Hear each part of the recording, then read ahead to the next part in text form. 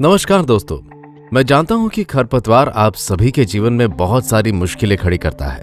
हम सभी ये जानते हैं कि खेती में अचुनिंदा खरपतवार नाशक का क्या महत्व होता है। खेत को अचुनिंदा खरपतवार नाशक का उपयोग करके खरपतवारों से मुक्त करना तो एक सामान्य प्रथा है।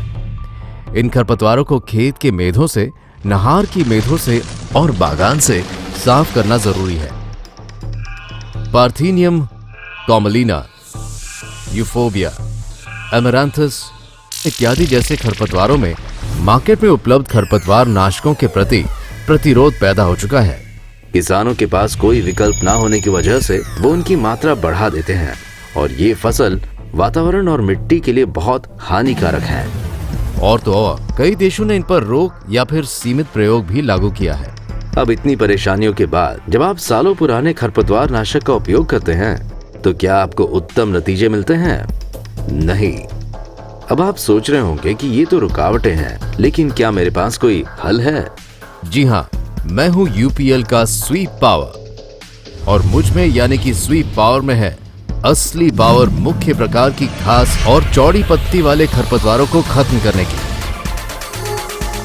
इतना ही नहीं, स्वीप पावर प्रतिरोधक क्षमता विकसित कर चुके खरपतवारों जैसे कि पार्थेनियम, एमेरांथस, कॉमलिना पर भी पूरा असर दिखाता है, जिन पर ग्लाइफोसेट और पैराक्विट जैसे पुराने विकल्प अब नाकाम हो रहे हैं।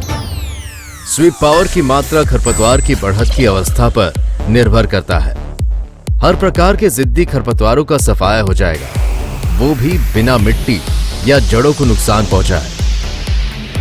अब सवाल यह है कि स्वीप पावर आखिर काम कैसे करता है? स्वीप पावर का सक्रिय तत्व ग्लूफोसिनेट खरपतवारों के संपर्क में आते ही पत्तियों के अंदर जाकर ग्लूटामाइन सिंथेस एंजाइम का उत्पादन रोक देता है। इस वजह से खरपतवार में अमोनिया की मात्रा बढ़ने लगती है और प्रकाश संश्लेषण ही रुक जाता है। परिणाम स्वरूप खरपतवार सूख कर नष्ट हो जाता है। स्वीप पावर का असर 3 से 5 दिनों में दिखाई देने लगता है, जैसे कि खरपतवारों का पीला पड़ना, फिर धीरे धीरे जलकर मर जाना। ध्यान रखिए कि क्योंकि स्वीप पावर संपर्क में आकर असर दिखाता है और अचुनिंदा खरपतवार नाशक है, इसलिए इसका खरपतवार की पत्तियों पर ही छिड़कना बहुत जरूरी है।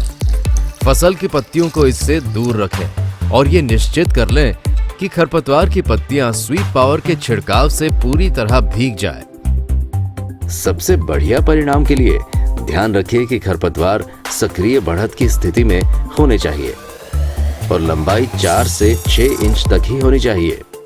साथ ही खरपतवार बहुत चौड़े या घने नहीं होने चाहिए। कपास और चाय की फसलों में स्वीप पावर का छिड़काव पंक्तियों के बीच हुड लगाकर करने पर बहुत अच्छा नियंत्रण मिलता है।